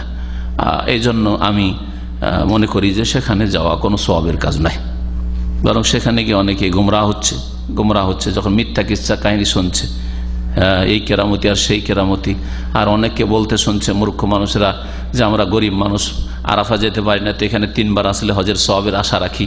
এগুলি প্রচার মাধ্যম, টিভিওয়ালারা তাদের সাক্ষাৎকার নিয়েছে, সেটা আমি নিজের কানে শুনেছি, বলছে লোকেরা যারা খেদমত করছে ওইখানে। তো কথা হচ্ছে যে এই গুমরাহি থেকে বাঁচার জন্য দিন শিখেন, নিজের বাড়ি আশেপাশে কোরআন সুন্নাহর কথা যেখানে শেখানো হচ্ছে দিন শিখেন। জি, আজকাল ইন্টারনেটে সহি দিন, কোরআন সুন্নাহ ভিত্তিক শিখার ব্যবস্থা রয়েছে, তাই শিখুন। আর সংশোধনের জন্য কোনো কথা শুনবে না, কথা বুঝতে পারছেন? কখন এই আশা করি না যে ওখানে গিয়ে আমি তাদের সংশোধন করবো, বা ওখানে গিয়ে তাদের ভুল ধরবো। আপনি কি ভুল ধরবেন? কি যারা ভুল ধরবে তাদের কথা শুনবে না, তো আপনি কি ভুল ধরবেন? আপনি তাদের কিতাব পড়েন আর কোরআন হাদিসের সাথে মেলান, তাতেই ভুল ধরতে পারবেন বাড়িতে বসে বসে। বুকের নিচে বালিশ রেখে ঘুমানো, পেটের ভরে ঘুমানো, বুকের ভরে পেটের ভরে ঘুমানো জায়েজ নাই। ইন্না হাযিহি জিজাতু আহলিন নার, এটা জাহান্নামীদের শোয়ার তরিকা, জাহান্নামীদেরকে মুখের ভরে ফেলা হবে, জ্বলতে থাকবে। আর আরেকটা হাদিস রয়েছে, ইন্না হাযিহি জিজাতুন লা ইউহিব্বুহাল্লাহ, আল্লাহ পাক এইরকম শোয়া পছন্দ করেন না, ঘৃণা করেন। সুতরাং পেটের ভরে, বুকের ভরে অনেকে শুয়ে থাকেন গা পাড়া দিয়ে এরকম করে, হ্যাঁ, এইভাবে শোয়া ঠিক নয়, মাকরুহ, অপছন্দনীয়, আর স্বাস্থ্যের জন্য চরম ক্ষতিকর, আর মৃত্যুকে ঘনিয়ে নিয়ে আসে। এটা সায়েন্টিফিক কথা। কিছুদিন আগে আমি আরবি একটা এতে পড়লাম, গবেষণায় পড়লাম, যারা বুকের ভরে বেশি বেশি শয় তাদের আয়ু কমে যায়, হার্ট অ্যাটাকের ঝুঁকি খুব বেশি থাকে। জি, সবচাইতে উত্তম শোয়া হচ্ছে যেভাবে নবী সাল্লাল্লাহু আলাইহি ওয়াসাল্লাম শুয়েছেন, ডান দিকে কাত হয়ে শোয়া, আর মাথার তলায় আপনার হাতটা দিয়ে, আর একটা হয়তো বলতে চাইছেন আমাদের প্রশ্নকারী ভাই যে বুকে বালিশ নিয়ে মানে কোল বালিশ নিয়ে। আমি মনে করি কোল বালিশ নিয়ে শোয়াটাও ভালো কাজ নয়, বিশেষ করে অবিবাহিতদের জন্য, কারণ এতে চরিত্রের অবনতি ঘটতে পারে। অথবা বিবাহিত কিন্তু বউ নেই, স্ত্রী সাথে নেই, সব প্রবাসী, আর বালিশ নিয়ে ঘুমাচ্ছেন, আর তখনও ধ্যান আসে যে বালিশই হয়তো আমার বিবি সাহেবা, বুঝতে পারছেন। যার ফলে আমি এই শোয়াটাও ঘৃণা করি।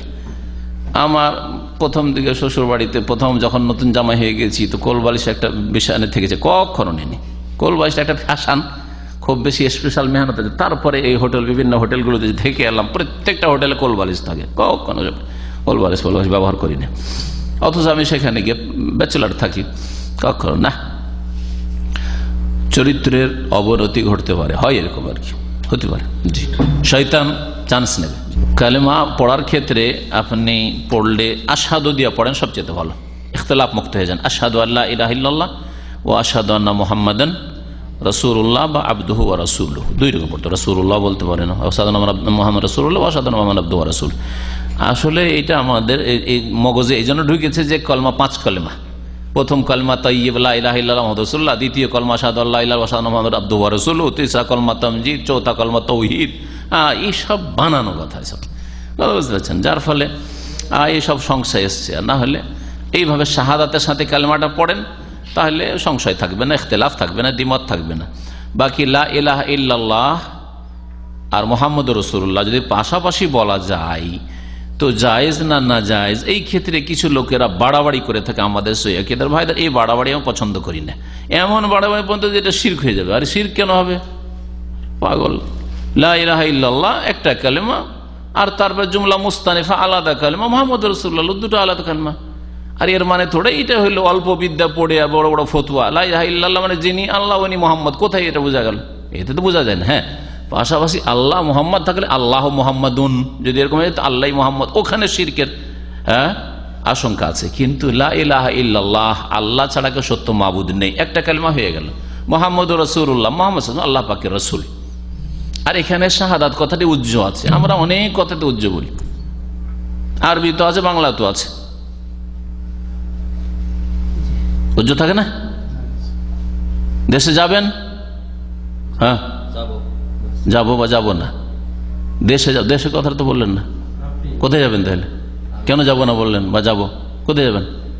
আপনি যেটা বললেন ঠিক না। তো কথা হচ্ছে যে এইরকম উজ্জ আছে প্রত্যেকটা এতে। তো কেউ যদি এখানে আশহাদু নাও বলে, তবু আশহাদু আর আছে।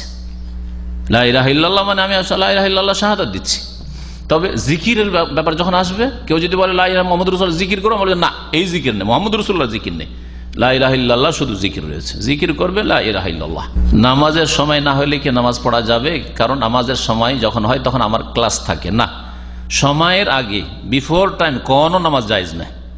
ফজর নামাজ ফজর আগে, জোহরের নামাজ জোহরের আগে, আসর নামাজ আসর আগে। একমাত্র জমার ক্ষেত্রে জোহর আসর জমা করা আর মাগরিব এশা জমা করা। তখন এশার টাইম হয়নি, মাগরিবের টাইমে পড়লেন জমা তাকদিম, অথবা আসরটাকে জোহরের টাইমে পড়লেন, জমা করলে চলবে।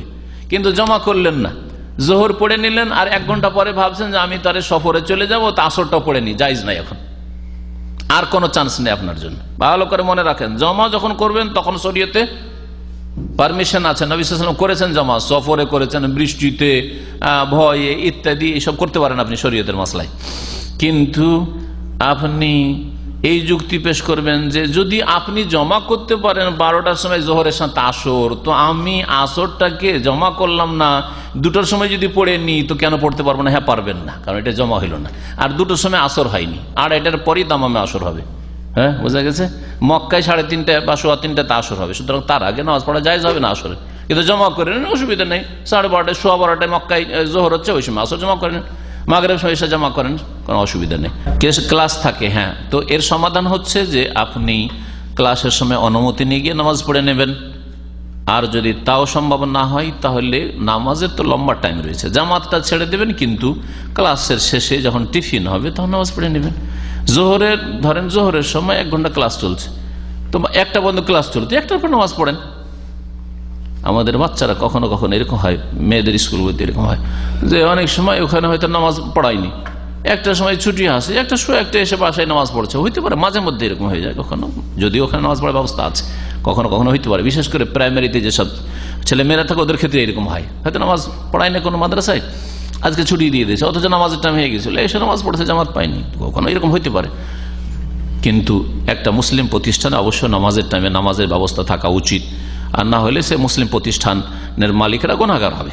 দুধ মা কাউকে করার জন্য, হ্যাঁ, শরীয়তের মাসলা হচ্ছে যে দুধ পান করার বয়সেই সেই বাচ্চাকে দুধ পান করতে হবে, এটা হচ্ছে অধিকাংশ আইম্মাই কেরামদের মত। কিন্তু সালেম মাওলা হোজাইফা ওকে লালন পালন করছিলেন কোন এক সাহাবীর, যখন একটু বড় হইতে লাগলো, একটু সমস্যায় পড়ে গেল, আমি ছেলে বড় হয়ে যাবে, থেকে কেমন করে লালন পালন করে, আমার স্ত্রীর সামনে কি করে আসবে? রাসূলুল্লাহ সাল্লাল্লাহু আলাইহি ওয়াসাল্লামের কাছে অভিযোগ করেন, ইয়া রাসূলুল্লাহ, এই তো আমাদের কোনো ছেলে সন্তান নাই বা ছেলে নাই, তো এই ছেলেটাকে তো রেখেছি, তো বড় হইতে যাচ্ছে, তো বড় হলে তো বাড়িতে রাখা যাবে না। আর আজকালকার মতো বিহায়া বেপরদা তো কোনো ব্যাপার না, ও নিজের ছেলের মতো, কিন্তু আসলে তো নিজের ছেলের মতো হয় না। তখন নবী সাল্লাল্লাহু আলাইহি ওয়াসাল্লাম বলে যে তোমার বিবিকে বলো যে দুধ পান করিয়ে দিক। অথচ ছেলেটা তখন প্রায় সাবালক হতে চলেছিল, মানে 14-15 হয়তো হয়ে গেছে। নবী সাল্লাল্লাহু আলাইহি ওয়াসাল্লাম দুধ পান করিতে বললেন, ইয়া রাসূলুল্লাহ, ছেলে বড় হয়ে গেছে, বলছে তো দুধ পান করিয়ে দাও, দুধ পান করিতেছে। এখন এই মাসলা শুধু এই সালেমের সাথে খাস আর এই ঘটনার সাথে নাকি প্রয়োজনের তাগিদে আর কারো জন্য চলবে? জুমহুর অধিকাংশ আইম্মাই কেরাম সবাই বলছেন না, কারো জন্য চলবে না, এটা এই খাস ঘটনা। একমত ইবনে তাইমিয়া রাহমাতুল্লাহ আলাইহি বলছেন যে বিশেষ যদি কারো এইরকম সিচুয়েশন তৈরি হয়ে যায়, অবস্থা নিরুপায়, আমাকে একটা ছেলেকে রাখতে হবে, আর ছেলেটা এইরকম বড় হয়ে গেছে, আর এই ছেলের মতো ভালো ছেলে পাবো না, ছোট ছেলে 2 বছর পান করে এত ভালো ছেলে পাবো না, তো দুধ পান করে দিতে পারে।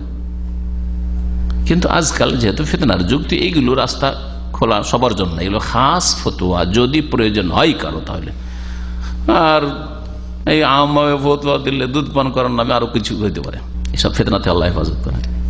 আর না হলে অধিকাংশ আইম্মায়ে কেরাম, হানাফি, শাফি, মালিকি, হাম্বলি সমস্ত ওলামার ফতোয়া যেটা খাস ঘটনা, ওই সালেমের সাথে খাস। জি, মজার কথা আমি এতগুলো কথা বের করতে চাইছিলাম না, কিন্তু টেনে বের করেই দিলাম। তো হানাফিরা এই হাদিসের ভাষ্যতে লিখছে যে সালেমের বিবি দুধটাকে দুহে, দহন করে তারপরে তখন ওই বাচ্চাকে পান করেছে। আবার এই কথাটা কোথায় আছে? কোন হাদিসও নেই। যখন আসল নীরব তখন নীরব, যেমন ভাবে সাধারণ পান করে সেভাবে পান করেছে, ছোট থেকে ছেলেটাকে মানুষ করেছে, বাড়িতে মানুষ এখন সাবালক হয়ে যাচ্ছে, পান করিয়ে দিয়েছে হয়তো।